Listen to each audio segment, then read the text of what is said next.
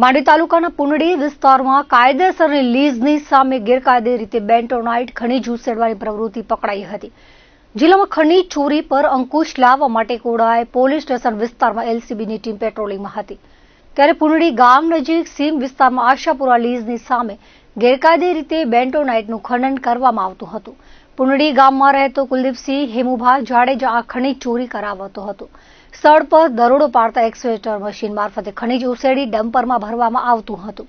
ડમ્પરમાંથી 20 ton bentonite મળી આવ્યું હતું। બંને વાહનોના ચાલક પાસે આધાર પુરાવા માંગતા મળી આવ્યા ન હતા।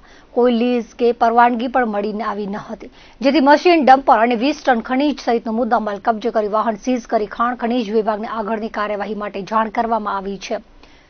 બીજી તરફ લખપત તાલુકાના નારાયણ સરોવર પોલીસ સ્ટેશન વિસ્તારમાં બરંદા ગામે ખનીજ ચોરી થતી હોવાની બાતમી મળી હતી, જેના આધારે કરવામાં આવેલી તપાસમાં વાહનો પકડાયા હતા। મળતી વિગતો મુજબ ભુજ એલસીબીના કર્મચારીઓ પેટ્રોલિંગમાં હતા, ત્યારે બરંદા ગામની ઉત્તર બાજુની સીમમાં મેટલનું ખોદકામ ચાલુ હોવાની હકીકત આધારે તપાસ કરવામાં આવી હતી। સ્થળ પર હિટાચી તેમજ ટાટા આઈવા ડમ્પર મળી આવ્યા હતા। ડમ્પરમાં 15 ટન અને ટ્રેક્ટરમાં 3 ટન મેટલ ભરેલી હતી। ચાલકો પાસે મેટલ ખોદકામ બાબતે આધાર પુરાવા માંગતા મળી આવ્યા ન હતા, જેથી ખાણ ખનીજના નિયમો પ્રમાણે વાહનો ડિટેઇન કરી આગળની કાર્યવાહી માટે ખાણ ખનીજ વિભાગને જાણ કરવામાં આવી હતી।